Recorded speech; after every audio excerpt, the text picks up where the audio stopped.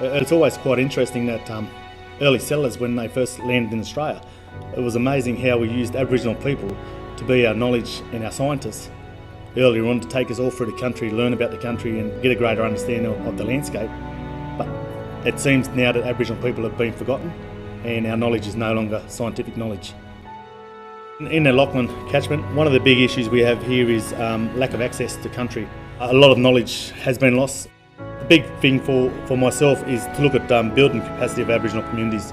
So hopefully through programs like this we can actually bring some of that knowledge back in and educate our younger generation so we have some of this knowledge to go forward in the future. Australia appears to have evolved over a very, very long time with fire. Long before Europeans came to Australia, fire was present.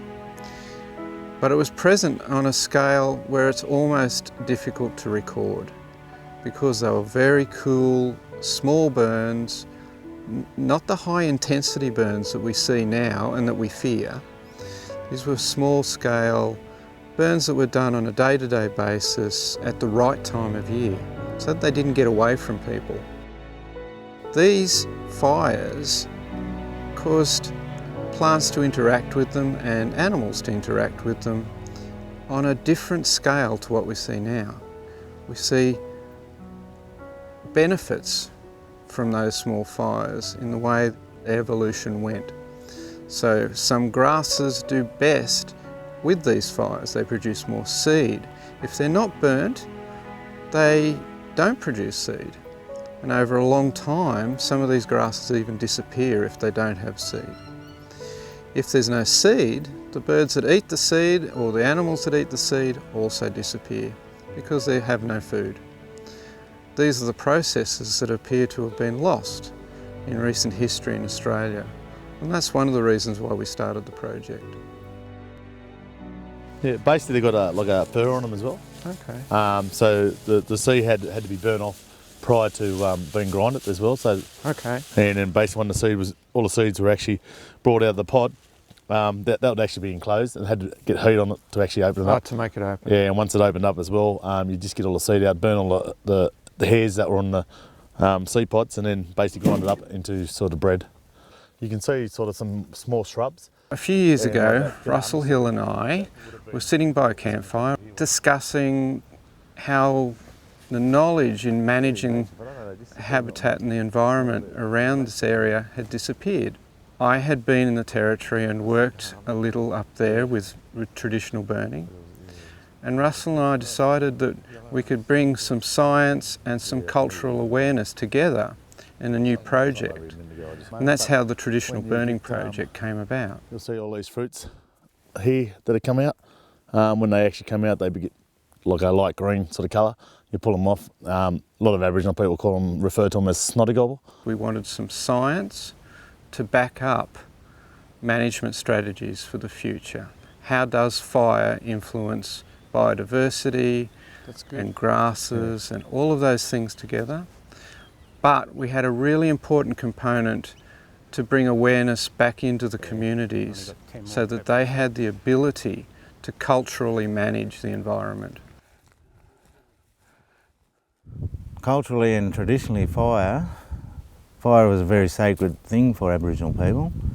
Traditionally, burning was part of the healing process as well for the land. You know, it cleared rubbish, it brought back the native plants, encouraged wildlife growth and things like that, so yeah. Well, it's very good to get back to your culture and you sort of come back in contact with the earth, and it does surprise you what you find when you're monitoring what's out there that you never really realised was there before. And overall I think it's a great thing, you know what I mean, to get back to the basics where we come from. With the traditional burning program, I guess that's what we're trying to do, is to bring that caring back for our country and our connection to the land, knowing when to burn, when not to burn. What you're doing here is going to be wonderful in that we'll long last sort out on the tablelands area at least. Is fire beneficial for flora and fauna? I believe it is. And if people get given the information and it can be proven what's been done, a lot of them will take it on. A lot of farmers and people that own land are not there just to ruin the land. They are there, they realise if they don't look after it, it won't look after them, they will go broke. Because I have a particular interest in sustainability and also, a concept that Aboriginal practices and knowledge could inform sustainability, given, that connection with the landscape, that's a part of us, it's who we are. For thousands of years we were able to manage the landscape sustainably, thus surviving and being, happy and prosperous in our, with our values and our relationships to our neighbours and things like that, not needing to go and conquer because we were sustainable in our environment. So I think that there's some principles philosophically, but also in practice around how Aboriginal knowledge can support sustainability. I guess there's an opportunity to learn something new when it comes to, from the Aboriginal perspective of managing flora and fauna that maybe we've never come across before. See, that culture is lost to the Aboriginal, the burning off and that, and they're sort of bringing it back to the younger generation. I think it's fantastic. And even the station owners, they benefit by it, won't they? It's good for the community. But it'll take time, won't it? I'm interested in all the good grasses, good perennial grasses.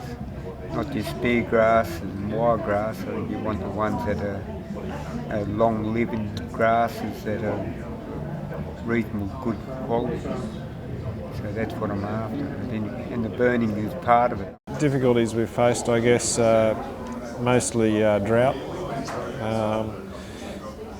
In lots of ways it's been difficult for us, but in other ways it's actually been a good thing for recruitment of native grasses. So I guess one of the questions that I'd like to be looking at with this traditional burning is how a long and extended dry period compares as far as recruitment goes with the recruitment after the burning process.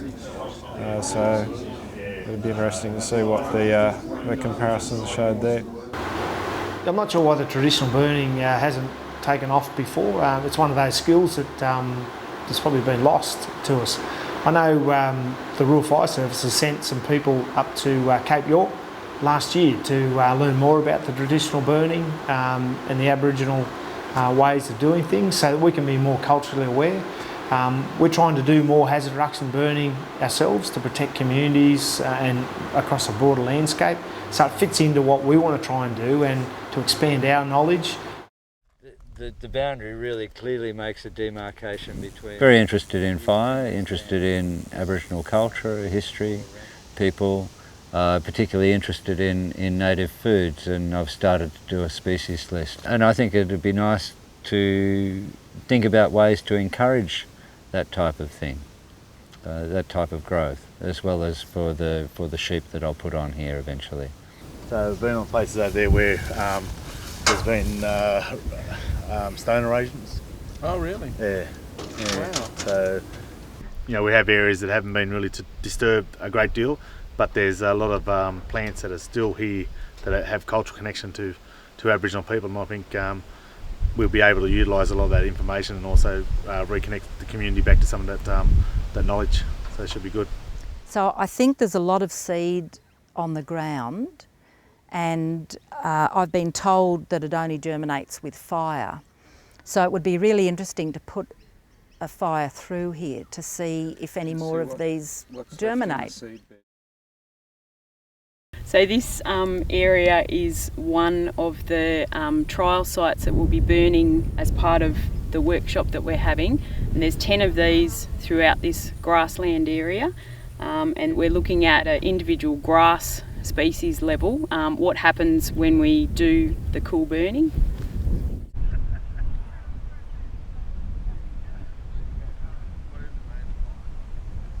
With these traditional burns and things, with other government agencies involved, that's a real good thing for us, because we know that the agencies and other people want to learn our culture. I do hear stories even now about my older elders, past and present, that used to do that to survive on the land. I think what's actually happening, and I'm really proud to say this, is that the white community are foreseeing now what we had way back hundreds of years ago, and are trying to probably reconnect with the cultural side and the local communities, Aboriginal communities that is, with tradition. And I'm proud for anybody that really wants to learn and know that.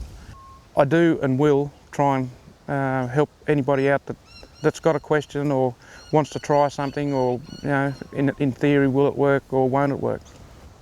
Okay, and even the younger ones that come out to these events, right, you can see when they turn up, why am I here? I don't really want to be, I'd sooner be home watching telly. And then after an hour or a few hours, you can see the change in them, because they can go out and play, they can climb a hill. They're sitting around talking to some of the people that have been on the land here, experienced different things, and that they're sort of learning. In a sense, you don't think they are, but when they're ready to go, you can see, geez, we've got to go. We've had so much fun in the last day or the last hour or whatever the case might be in the situation. They can say, well, I've been involved in all that. I'm on the steering committee for this project, and one of the key things Russell spoke to me early on about was that thing about having the scientific knowledge help support Aboriginal people in reinvigorating their own cultural practices. If a fire started, there's a lot of opportunities for resources as the fire moves its way through the landscape. Particular birds coming into burn areas, well, that allows communities to catch some of those birds. There's other things, kangaroos come in for the new growth and things like that. Our mobs were very, very smart at their ecological knowledge, and I think now a lot of the knowledge and stories that our mobs have, previously regarded as myths and stories, I think now they're understanding that they're actually based in knowledge of ecologies, and the stories were there so that they could teach their kids, and their kids could teach their kids and pass that knowledge on, because we couldn't go and watch a DVD or read a textbook, because the textbook's out here. There's a lot of talk about water and things like that, but fire in the landscape's just as important. These are derived grasslands, really. Pure native grasslands are really, I think we can say, non-existent in the Lachlan catchment. It's an unfortunate thing that's happened over time through a whole range of processes, different grazing pressures, and probably the lack of burning as well. And that's the brilliance of traditional burning, because the small mosaic burns that occurred favoured some grasses, and then where it wasn't burned, other grasses were favoured. So you've got that really complex mix of different species existing, all very close to each other, but under different fire regimes. So here today, we've been able to stand back and actually watch fire, and not use fire as a tool for hazard reduction, but more so use it as a tool for encouraging the regeneration of native vegetation, which is really good to see. I think what we're really doing is harnessing the essence of what cultural burning is about, which is about living in a landscape, adapting to that landscape, having connections and values with that landscape that are holistic. We can still use that philosophy in that way and go, we have people living here, we have agricultural land here, we have land that we want to manage for biodiversity and cultural values. How do we then use those principles and put them into that landscape in a way that sort of means that each of those stakeholders and communities and people can get something out of that landscape that they relate to and can put something back into it? That philosophy is sort of, to me, what's most important when I guess we start talking about where would you start burning, and it's about what's important to you, what do you want to focus on. For a lot of people it's risk, but I'd say culturally it's about looking at our cultural values, so sites, plants, animals. What are the animals that we want to see in the landscape that aren't there? Why aren't they there? What are the animals we want to see healthy in that landscape? They're there now but they're not healthy. Same with bush tucker and fruits and start thinking about what are the values of that landscape that are important to us, and then start, you know, biting off little bits that we can sort of chew around how you'd go about changing the way that that fire regime or natural system is working. So it's about that kinship structure in the landscape, you know, which is a cultural construct, it's a social construct, and it's also a natural construct, and that's that relationship that links Aboriginal people to the land, is that responsibility to each other and the landscape. That idea that, oh, you know, we don't have the knowledge, or we haven't been burning for a long time. Burning's about practice. That's where, you know, the implementation comes from. But the knowledge is in the land, and it's in here. You know, if you understand to communicate and start, you know, talking to country, it tells you what it wants. It tells you what it needs. You know, scientists and stuff, they understand a lot of that science. You know, and you put the community, the culture into it, and you start bringing these things together. You can start burning in a way that actually improves that landscape and actually feeds into that practice. What's your name? My name is Teresa. Teresa Griffiths. Griffiths? And my name is Ian Harris from Murray Bridge. Yeah, it was pretty sort of eye-opening because this is my first one, and sort of never sort of been a part of this sort of culture as I grew up in my little Aboriginal community, and this is the first one we sort of seen and to be a part of, and yeah, it's quite interesting. And I'm pretty sort of grateful to see it. And hope to see some more and get more involved with it, and learn more of the practices what sort of goes into doing this sort of stuff. The interaction between plants and fire goes over a very long scale of time. We wouldn't expect to see huge changes in just 12 months or just in one fire. The changes we expect are going to be over a much longer term. I hope that this project is able to show benefits for not just the biodiversity that's around us, but it will also give people confidence that fire isn't always such a bad thing. If fire is used as a management tool in a smaller way, we should be able to set up a landscape that isn't exposed to these much larger dangerous fires that have currently started to ravage the landscape. As an Aboriginal person, it's a natural feeling when you do a burn or you do something cultural. And though we haven't been practicing traditional culture, but it's still instilled inside of us.